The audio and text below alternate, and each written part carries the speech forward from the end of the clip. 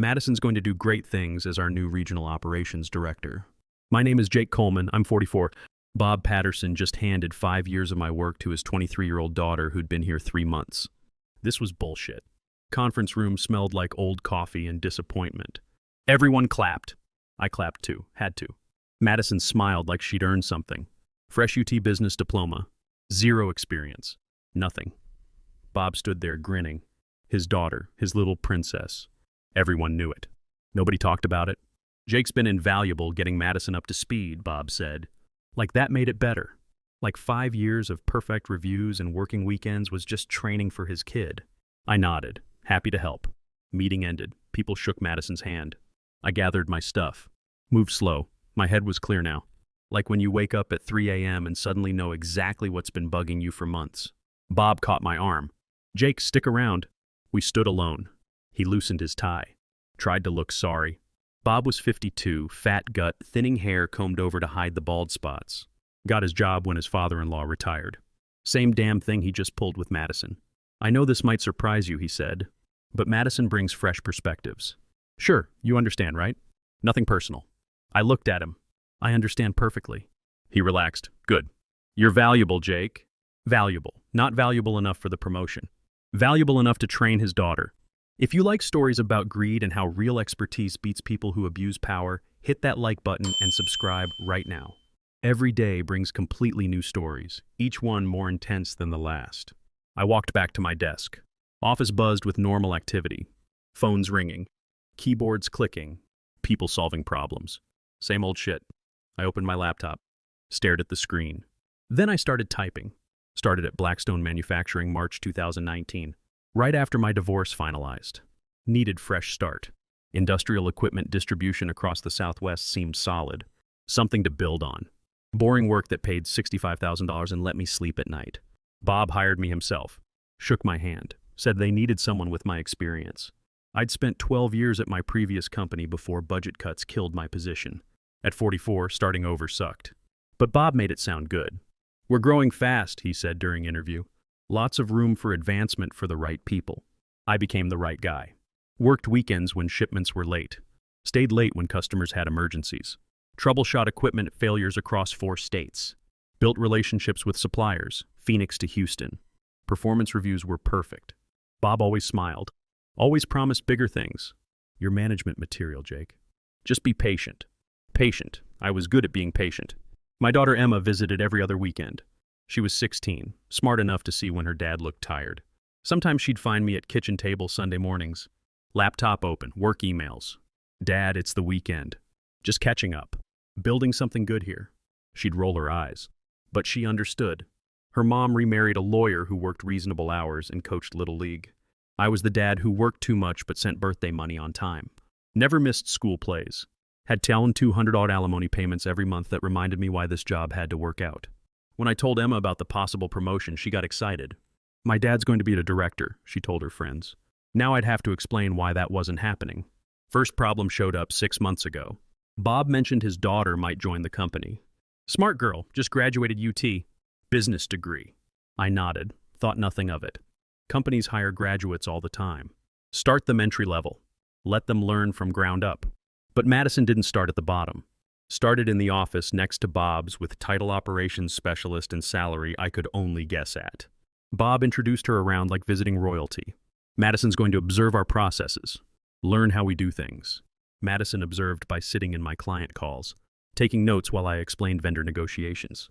Asked questions that showed she didn't understand the basics of what we did. But she was eager and polite. Said yes, sir, and thank you, like her mother raised her right. I trained her because that's what you do. Help the new person. Even when new person's last name is Patterson. Even when her daddy signs your checks. Even when you start to suspect where this is heading. I knew for sure 3 weeks ago. Stayed late finishing quarterly reports. Going through vendor performance metrics. Supply chain efficiency numbers. Office was empty except cleaning crew. Headed to break room for coffee when I heard voices from Bob's office. Door was cracked open. Hallway carried sound better than people realized. The board's going to ask questions, Bob was saying. Madison's only been here 2 months. Deeper voice, older. James Mitchell from corporate. You said Jake was ready for promotion. Jake's solid, but Madison's family and she's got the degree. Board likes degrees. What about Jake's experience? Bob laughed. Not mean. Not kind either. Jake's a good worker. Reliable, but he's not executive material. He'll keep doing what he's doing. Make good money. Everything works out. I stood in that hallway 30 seconds, listening to them plan my future. Madison would get old Henderson's position, the same position I'd been training for since 2019. I'd train her, support her, pretend to be grateful. Jake won't cause problems, Bob continued. He's got a daughter, alimony payments. He needs this job. He'll fall in line. He'll fall in line. Like I was some horse being broken to saddle. Like 5 years of loyalty had earned me the right to be grateful for scraps. I walked away quiet. Didn't want them to hear my footsteps. Went back to my desk. Saved my work, left building. Drove home in complete silence. Couldn't sleep that night. Kept thinking about Bob's words. My ex-wife always said I was too passive. You let people walk over you, Jake. Stand up for yourself for once. Maybe she'd been right. Next morning I came to work different. Watched Madison closer. Noticed how Bob included her in executive meetings while keeping me focused on day-to-day operations. Saw how other managers started deferring to Madison on decisions that should have been mine. 3 weeks later, sitting in that conference room, watching Madison accept congratulations for a job she hadn't earned, something broke inside me. Not anger, not sadness, just clarity. Bob thought I needed this job. Thought I'd shut up because I had bills and a daughter and monthly alimony checks. He was wrong about everything. Opened my laptop, started typing resignation letter. Hands were steady. Head was clear. For once in my life, I knew exactly what I was going to do. But what Jake didn't know was just how much trouble Bob was about to face. I submitted my resignation letter at exactly 4:30 p.m. Friday. Bob had just returned from walking Madison around the warehouse, showing her what he called her domain. I knocked on his door, handed him the envelope. This is my 2 weeks' notice. Bob's face went through several expressions. Confusion, disbelief, then something that looked like panic. He tore open the envelope. Read quickly. Is this a joke? No, sir, you can't be serious. You're leaving because Madison got the promotion? I stayed quiet. Let him fill the silence. Bob stood up, paced behind his desk. Jake, let's be reasonable here. You're upset, I get it. But walking away from 5 years of building your career, that's not smart. I've made my decision. What about your daughter? Your responsibilities? There it was, the leverage he thought he had. The reason I'd fall in line and keep quiet. I'll manage. Bob's tone shifted. Got harder. You realize how this looks, right? Quitting because you didn't get promoted. It's unprofessional. Childish. I nodded. I can see how you'd think that. I won't give you a good reference. You understand that? Walking out like this, leaving us hanging. No company's going to want someone who throws tantrums. 5 years of perfect performance, and now I was throwing tantrums. 5 years of staying late and working weekends, and now I was unprofessional. That's your choice. Bob sat back down. Tried a different approach. Look, Jake, I like you. You're good at what you do. But Madison brings something different to the table. Youth, fresh ideas, vision. Vision, I repeated. The board wants innovation, new thinking. Madison represents the future of this company. And what do I represent? Bob paused. Experience, stability. Those are valuable too. Valuable enough to train his replacement. Not valuable enough to promote. I appreciate the clarification. Don't do this, Jake. Take the weekend. Think it over. Come back Monday and we'll pretend this conversation never happened. He genuinely believed I would back down. Believed that threatening my reference would make me fold. I'll finish out my 2 weeks. Train Madison on anything she needs to know. Bob's face darkened. You'll train her? You think Madison needs training from someone who quits when things don't go his way?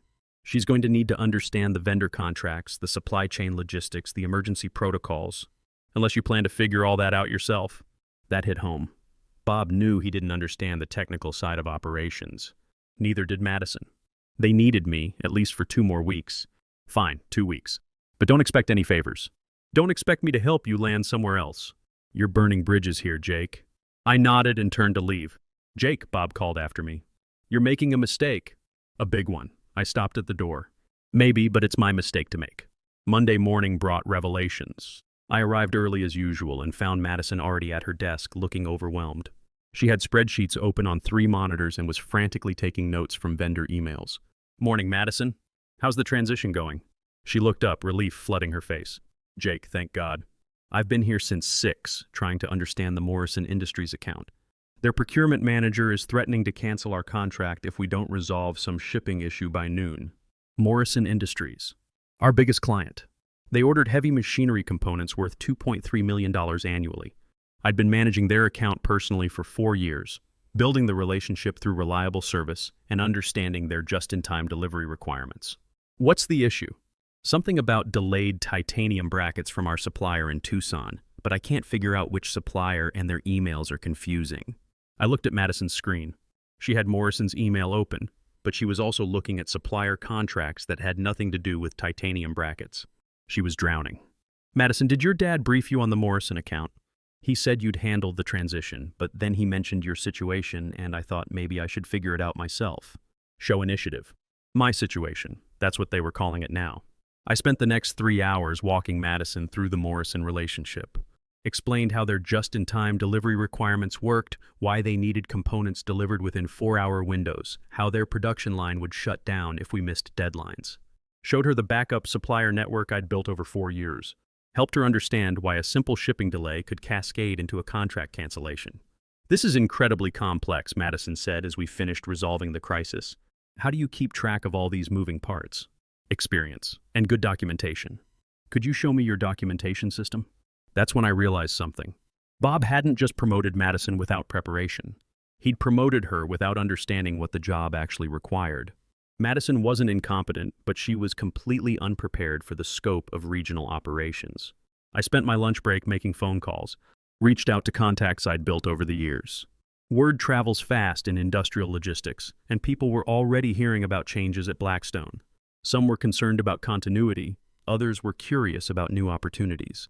Jake, said Jennifer Morrison, the procurement manager who'd threatened to cancel that morning. I heard rumors about management changes. Please tell me you're still handling our account. For the next 2 weeks. After that, Madison Patterson will be your primary contact. Silence on the line. Patterson, as in Bob Patterson's daughter? That's right, Jesus, Jake. That girl called me this morning asking questions that made no sense. I thought she was new to the team, not replacing you. She's eager to learn. I don't have time to train Blackstone's management. We've got production schedules to meet. If your company can't provide competent service, we'll find someone who can. That conversation repeated itself 4 times with 4 different major clients. Copperfield Manufacturing, Border States Equipment, all saying the same thing. By the end of the day, I had a clearer picture of what would happen after I left. Madison would struggle. Clients would get frustrated. Bob would panic and try to micromanage operations he didn't understand. The whole regional division would start bleeding clients within 6 months. But that wasn't my problem anymore. Tuesday morning, Bob called me into his office. He looked tired, stressed. Jake, I've been thinking about our conversation Friday. Maybe we were hasty. Maybe there's room for both you and Madison in management. Meaning, you could be associate director. Madison's second in command. You'd handle the technical side, she'd focus on strategic planning. Associate director. A made-up title that meant doing the same job for the same pay while pretending Madison was my boss. That's generous, but I'll stick with my original decision. Bob's face hardened. You're going to regret this, Jake. I promise you that. Maybe. But I'm done living in fear of your promises. By Wednesday, I had 3 job interviews scheduled. My plan went beyond simply leaving Blackstone. I'd spent 5 years building relationships in the Southwest industrial supply chain. Those relationships were mine, not the company's. My first interview was Thursday morning with Silverlink Industries, a renewable energy equipment distributor based in Houston. Their regional manager, Tom Bradley, had been trying to poach me for 2 years. Jake, Tom said as we shook hands in his office, I heard through the grapevine that you might be available. Word travels fast. It does when good people become available, especially people with your client relationships. Tom offered me a position as Regional Operations Director, the exact title Bob had given to Madison. The salary was 30% higher than what I'd been making at Blackstone, from $65,000 to $85,000. The benefits were better, and most importantly, they wanted me to bring my client network with me. We've been trying to break into the heavy machinery component market, Tom explained. Your relationships with Morrison Industries, Copperfield Manufacturing, and Border States Equipment would be invaluable. It was ethical, standard industry practice. Clients followed account managers they trusted, especially in a relationship-based business like industrial supply. I hadn't signed a non-compete agreement, and the clients I'd served were free to choose their suppliers. I'd need to give Blackstone 2 weeks' notice, of course. Professional courtesy, though I suspect they might release you early once they understand the situation. Tom was right about that. Friday afternoon, Bob called me into his office again. Madison sat in the corner looking miserable. Apparently, word of my Thursday interview had reached them. I hear you're interviewing with competitors, Bob said. I'm exploring opportunities. While you're still employed here. While you're training Madison. That's a conflict of interest. I stayed quiet. It's also corporate espionage. Sharing proprietary information with competitors. I haven't shared any proprietary information. Your client relationships are proprietary. My client relationships are personal. I built them over 5 years of professional service. Bob's face was red now. Those clients belong to Blackstone Manufacturing. You take them with you and we'll sue you for everything you're worth. Madison spoke up from the corner. Dad, maybe we should. Shut up, Madison. Bob didn't take his eyes off me. Jake, you walk out that door and try to steal our clients, I'll make sure you never work in this industry again. I stood up slowly. Bob, I've given you 5 years of my life. Perfect performance reviews, 60-hour weeks. I trained your daughter to take the job you promised me. I've been nothing but professional through this entire process. And now you're threatening me. I'm protecting my business. I'm finishing my 2 weeks' notice and moving on to a better opportunity. What happens after that depends on how you handle the transition. Bob leaned back in his chair. We'll see about that. I walked to the door, then turned back. Madison, if you need help with anything over the next week, just ask. Despite what your father thinks, I want you to succeed. Madison nodded gratefully. Bob glared. I spent my last week at Blackstone documenting everything Madison would need to know. Not because Bob deserved it, but because Madison was 23 years old and had been thrown into a situation beyond her control. The people who depended on our supply chains deserved better than chaos. On my final day, I cleaned out my desk, said goodbye to coworkers, and handed Bob my security badge. This isn't over, Bob said. For me it is, I replied. I walked out of Blackstone Manufacturing feeling lighter than I had in years. The payback came 6 months later, but not in the way I'd expected. I was settling into my new role at Silverlink Industries when Tom Bradley called me into his office with a grin on his face. Jake, you need to see this, he said, sliding a business magazine across his desk. The headline read, Blackstone Manufacturing Regional Division Hemorrhages Clients, Family Drama, Blamed. The article detailed how Blackstone had lost 4 major accounts in 5 months, including Morrison Industries and Copperfield Manufacturing. Revenue in the Southwest region was down 62%. The board had launched an investigation into management practices. Bob Patterson was terminated last week, Tom said. Apparently, the board discovered that Madison Patterson had been hired without proper qualifications. Nepotism investigation, they're calling it. I read further. Madison had resigned voluntarily after 3 months of struggling with accounts she couldn't manage. She'd returned to graduate school. According to the article, Bob faced a lawsuit from Morrison Industries for breach of contract after a supply chain failure caused a production delay that cost them $1.8 million. Here's the interesting part, Tom continued. 3 of their remaining clients have already reached out to us, specifically asking if you're available to handle their accounts.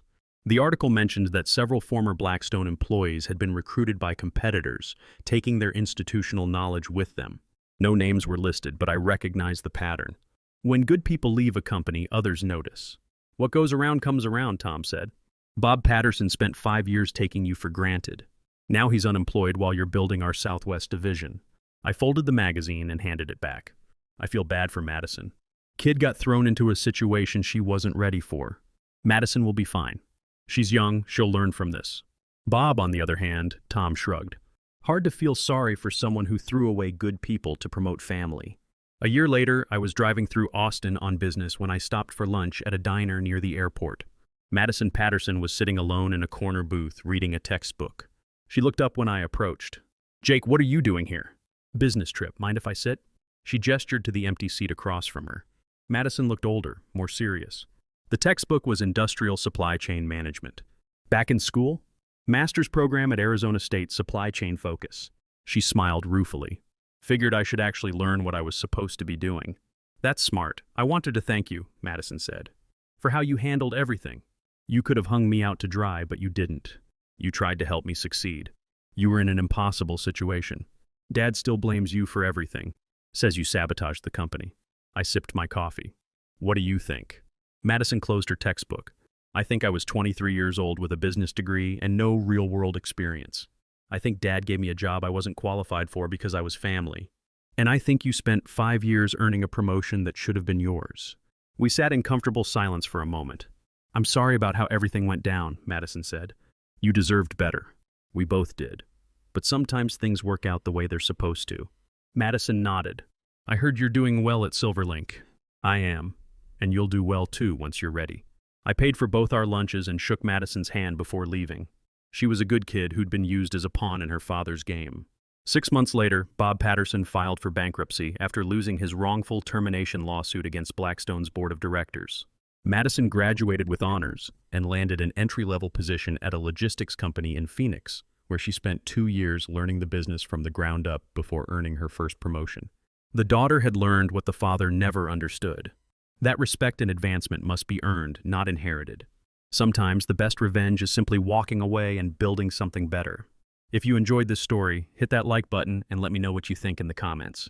And if you haven't subscribed to the channel yet, subscribe and ring that notification bell to get alerts about new stories like this one. Thanks for watching. See you in the next video. Don't pity me. My heart doesn't need your mercy. I can still stand on my own. I was broken by your leaving, fell deeper than I thought I would. But pain has taught me how to heal now and survive what once I couldn't. You don't have to look back sadly, don't reach out with guilty hands. What you shattered made me stronger. Now I rise where I once collapsed. My heart doesn't need your pity, not another empty sign. I've got enough strength left within me to rebuild this life of mine. My feet are steady through the sorrow.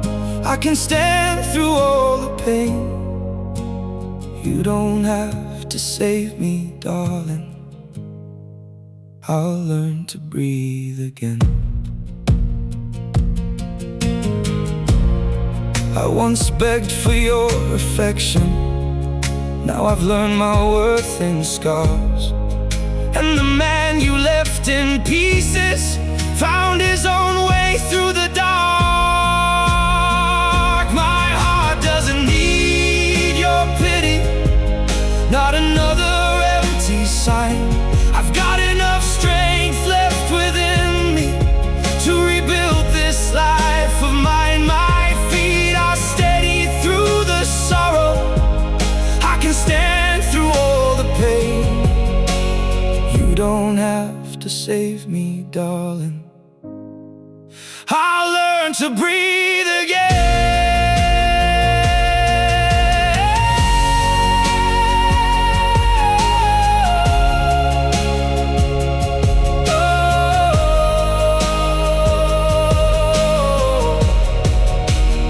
So keep your sympathy behind you. I don't need what's left undone.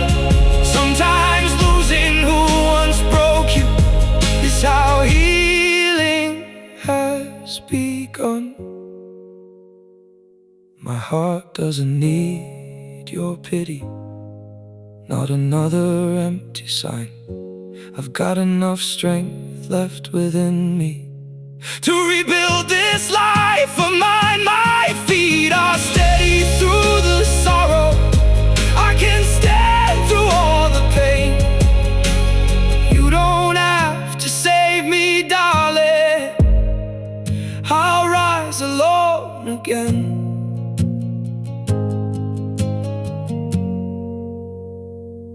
I'll rise alone again.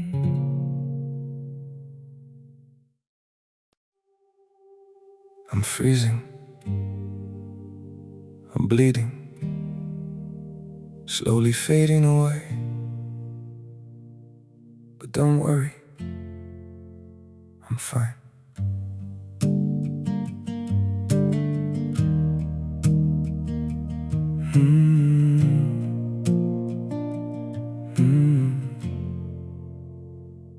The cold has settled in my heartbeat, like winter living in my veins. Every breath feels numb and fragile. Every smile just hides the pain. I'm breaking quietly in silence, falling slow without a sound. Yet I keep saying I'm okay, while my world burns to the ground. I'm frozen here, I'm bleeding slowly, dying piece by piece inside. But I still whisper, it's alright, just to keep you from goodbye. I'm shattered, love, but don't you worry, I'll pretend till my last breath. Even while my soul is fading, I'll say everything's okay. Maybe pain just learned to live here, maybe sorrow feels like home. So I wear my wounds like armor and survive them all alone. I'm frozen here, I'm bleeding slowly, dying piece by piece inside. But I still whisper, it's alright, just to keep you from goodbye. I'm shattered, love, but don't you worry, I'll pretend till my last breath. Even while my soul is fading, I'll say everything's okay. If you ever see me smiling, no, it's just my last defense. 'Cause sometimes love means hiding how much you're suffering. No, I'm frozen here, I'm bleeding slowly, dying piece by piece inside. But I still whisper, it's alright, just to keep you from goodbye. I'm shattered, love, but don't you worry, I'll pretend till my last breath. Even while my soul is fading, I'll say everything's okay. It's okay.